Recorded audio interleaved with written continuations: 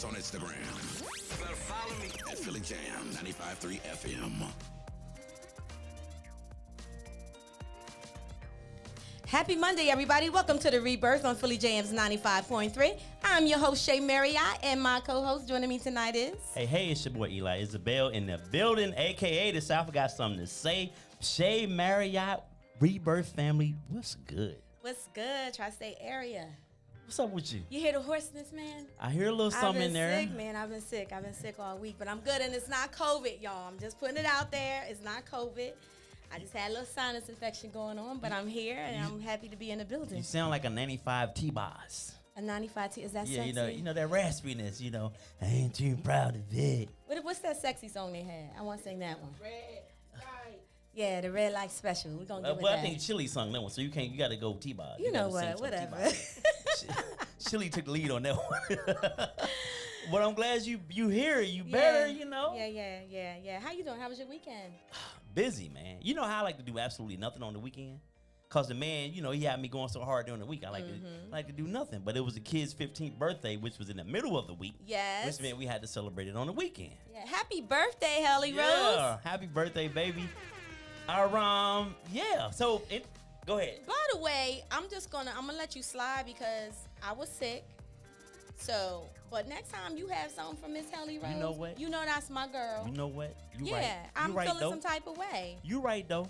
Let me tell you something about this growing up thing. So today she has cheer camp at this place in somewhere. I ain't gonna even call the name of the place out. So she's gonna ride to cheer camp. First time she's ever rode with anybody she goes to school with. The girl's a junior.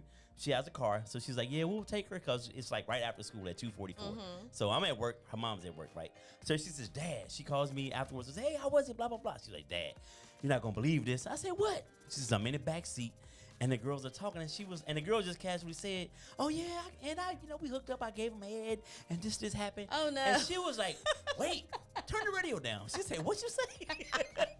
She said, "Oh yeah, I gave so and so head." And she was like meaning, what do you mean? Like you in your mouth? And she was like, "Yeah." She was like, "Oh my God." She said, "Dad, I didn't know what to think." I said, "Don't think at all. Don't internalize that." I said, "We might have to get you a Uber." Oh my God! To the cheer practice. I'm like, damn. Why are we talking like that in front of my baby? Right, exactly. I guess beggars can't be choosy. We bumming a ride. So my baby got to hear this? Yeah, that's crazy. We got to get her some earplugs. Oh, my God. But the great thing is, you and her have an awesome relationship. We do. You're able to talk to her, and she's able to talk to you. She gave me that. Yeah. It's hard to receive it. I'm glad she gives it to me, but it just always blows me away. I have to take a minute to process it. I'm like, you know what? I'm talking about giving her the head in front of my child. Yeah. Well, yep. Yeah, but anyway, welcome to high school. Welcome to high school. Yeah. How was your weekend? My weekend was in bed. I was trying to relax. I had a lot of people checking in on me, telling me I need to relax, and I've been trying to do that. I did venture out to my son's track game because that's my son. Track meet? Track meet. You know what I meant. And it was cold and it started raining, so it made me even more sick. But I was there, so I was happy about that. Saw your boy Vinny and Carlton was out there, so didn't get a chance to speak to Vinny. Vinny said he thought he saw you. Yeah. But he didn't have his glasses on, so he don't recognize humans. Yep. So shout out to him. That's what's up. So welcome to the Rebirth, guys. Thank you for joining us. We are happy to be here. Tonight we have a great show. We are having the conversation with Bally and Hassim is in the building. Yeah. Listen, I'm excited. I'm outnumbered tonight, y'all. Look, we gonna have the men's perspective on the Rebirth. What hey you man, ready to look, say? as this gave you to my job always says, we got some men's in the building tonight. We got some men's in the building. I'm glad the brothers is in the building. It's been tough. It's all good. Welcome, guys. Welcome to the show. Hey, what's up? Hey, what's good? Thanks for having us. Yes, absolutely. Before we get started, I'm gonna put the number out there because, come on, ladies, I need y'all to call in. Everything is all men's perspective tonight. The number is 267-908-3166. Again, that's 267-908-3166. You are listening to the Rebirth on Philly Jamz 95.3. All right, the conversation with Bally and Hassim. Welcome to the Rebirth, guys. Can you tell us a little bit about yourself? Whoever want to go first? Go first, bro. I go by the name of Bally. Just a regular guy. Every day I'm just regular. From Jersey. Jersey. A lot of Jersey in the building. Jersey in the building, that's right. That's just the basics. Come on, Valley, ain't nothing basic about Jersey. You repping tonight. I'm repping tonight. Carry that flag, that's strong. That's right. Hassan, is repping Jersey as well. Doing my thing with my brother. Got a lot of big things on the way, so. Okay. Yeah. Awesome. Well, again, welcome to the Rebirth, and thank you guys for coming all the way from New Jersey to Delaware. Yes, sir. So you guys have a podcast, The Conversation with Bali and Hassan. So what is your podcast about? Basically, exactly what the title is. We just take different conversations, different topics. We have guests sometimes. Most of the time when we have guests, we just talk about what they got going on, their brands, whatever they got going on as far as on social media, stuff like that, and just basically people who come on there and just give their perspective on different things and different topics. And our random rants portion of the show it get pretty intense on there. So yeah. So that's my favorite part of the show. And also, like, we like to give up and coming artists a spotlight, a chance. Nice. So they can be in a professional setting, get Right. interviewed and whatnot. Right, right. That's good. So that was right when COVID hit. I had the opportunity. You invited me on the show. Valley, you wasn't there that night. Yeah. So I didn't get a chance that was to our meet Talk you. and Sip podcast. We Okay. had a couple podcasts. Oh, okay. That was the Yeah, Talk and Sip. yeah. The So Talk and Sip. so I'm in college as well, and I just flunked terribly on a chemistry test. Oh, that chemistry. day, so I couldn't make it. Oh, wow. Okay. But hold on, Shay. He went old school. He said flunk. Flunk. He did. I peeped that too. I said, what? How old are you? I'm an old head. He said flunk. They ain't heard that in a minute. I flunked. That's what we say in New Jersey. Okay, I ain't mad at it. Just saying I ain't heard it in a minute. I got held back. I was retained. He said flunk. That's all good. Did you bounce back from that? I ended up dropping a class. Oh, okay. I picked another science in the fall. Okay. Okay. All right. It's all good. But look, there goes the walk off. No, she didn't. They can't hear it. They ain't got the headphones. Oh, there they do. Okay, I ain't know they had a wall. I can't hear So- them. I can't hear the headphones. You can't hear the headphones? Oh, okay. Let me check his headphones.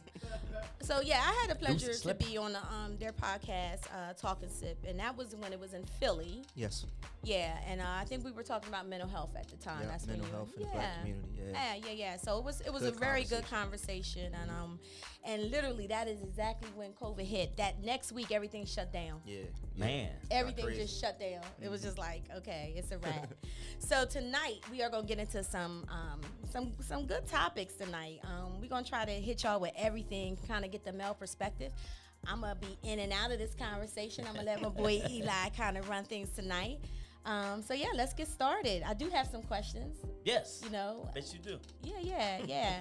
So Got backup. Let's go. the first thing I would like to talk about is black men and mental health, right? So I'm all about mental health, so of course I'm gonna go there. And I really think the work with black men in the community and mental health is really, really important. So what is your perspective on mental health, period, and what is your perspective on how it affects the black man? Go first. Don't matter. Well, I think it's a very serious topic, especially like if you're living in like the inner city communities. A lot of the young black men, all the way up to the adults, they're being exposed to drug dealing outside their houses. They're seeing murders outside their houses, and they keep that stuff bottled in. So I feel like a solution to everyone in that situation, they should find someone to talk to. But it's tough. You just got to open up and just find someone to talk to professionally, because I can't talk to him next door because he's going through the same thing. Right. So how can he help me, So I would say, just look to get professional help in that aspect. Absolutely. Yeah.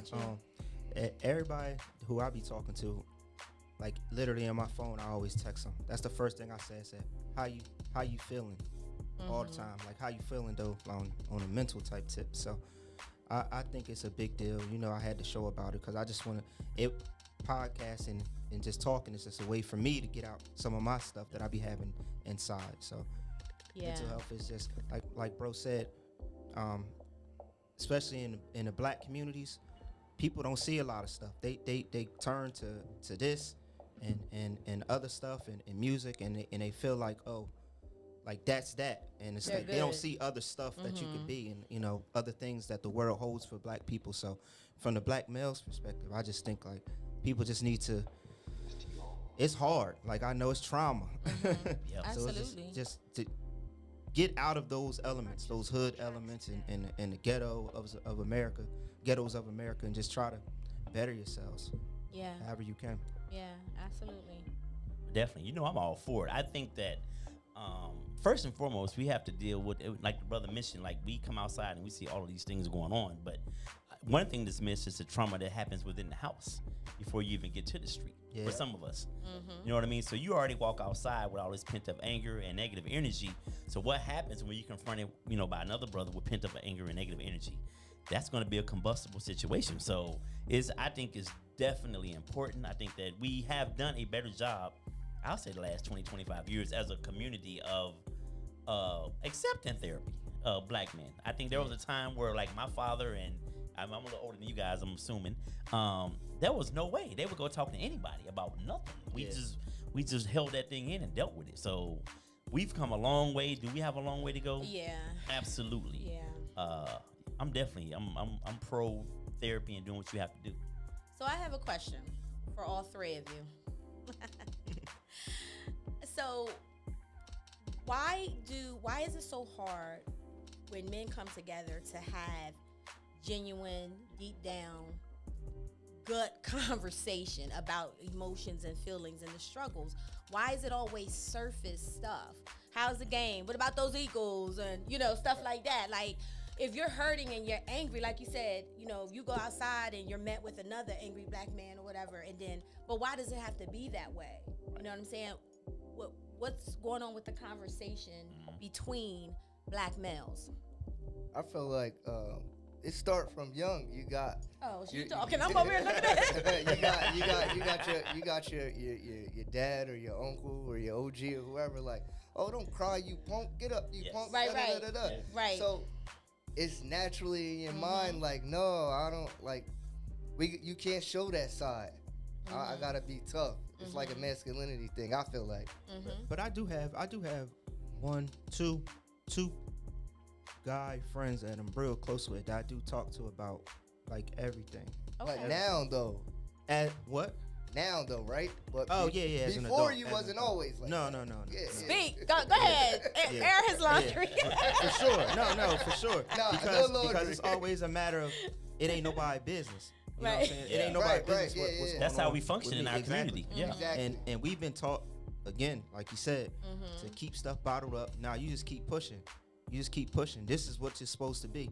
I remember we was having this conversation last week. Like, I thought growing up, I'm supposed to go to jail. That's part of it. Oh yeah. Man. This is part of growing up. But nah, that's not. Like, that's Not at all. It's fucking weird. Excuse me. It's weird to go to jail. You know? Yeah. Excuse my Okay, language. it's I'm sorry. okay. We definitely got that's to change that deep. narrative. Yeah, That's sure. deep, but that's so true. Maybe about 10 years ago, when I think I was with the Brandywine program. I think we were in the Brandywine program. It might have been a little bit further than that. This young boy that I was doing therapy with, I was asking him, I was like, what do you want to do? Where do you see yourself at in the next 5 years? And I think at that point he was 15, which means in the next 5 years he would have been 20, right? His answer was, oh, probably in a grave. I said, what? He was like, yeah. He was like, I probably won't make it past 18. Probably in a grave, right? And I would say maybe about 6 years ago, that young man ended up getting killed. He ended up getting killed, right? He made a little bit past longer than what he thought he was going to make, but he still ended up getting killed. And it had to be at the very early age of probably like 20, 21. You know? So when you say, I thought that That was part of, being a black man is going to jail. Yep, jail or death. A lot of people think like that. Mm-hmm. So you hit on something real heavy. You said, being raised saying, suck it up, boys. And we talk about this a lot when it comes down to, fathers raising sons in that manner, because you're not showing them how to express themselves, Everybody have emotions. Or We're process human. emotion. Or process it. Yeah. Absolutely. You never learn how to do that, then how do you come out on the other end of that better? Exactly. But go ahead. Let me cut you off. No, you're fine.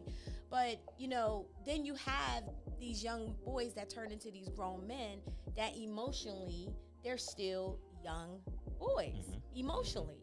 Not really knowing how to process it or even begin to even talk about it, The next part of that is you end up in relationships, maybe with someone that you done got a trauma bond with. Ooh, that's and they're real. talking greasy to you. That's so, the disrespect comes there, So. But something, I think, so just say hypothetically you are raised in a house with a man. Here's the pressure of being a young black man. You're raised in a house with a dad who does have that ideology. All right, it's okay if you cry. We're not going to dwell on it. But you get that out, then we pick ourselves up and we move forward. But then you go out into the community with your homeboys. That's not acceptable. You know what I mean? So there's that added pressure. So how do you necessarily buy into what you're being taught at home? Like if they're telling you that we don't sell drugs, we don't do this, we don't do that, but everybody outside is doing it. So I think we have to figure out a way to connect the dots where because when you're young and impressionable, if this is in my house and this happening right here, but then I'm out here and then everybody else is doing this, you're going to more likely follow the trend. So if I need to be hard out here, well, I don't necessarily need to be hard in my house. You're going to be hard. Eventually, you're going to be hard all the time. And that's going to stunt your growth. So we have to be a narrative within our community that we have to change. Because just in your house isn't enough. Yeah. With whatever. Because the influences are strong in the street. So where does that start? I mean, I know where it starts, but how do we, like for people that's listening right now, and they're like, okay, I hear you. Right. But how do we do that?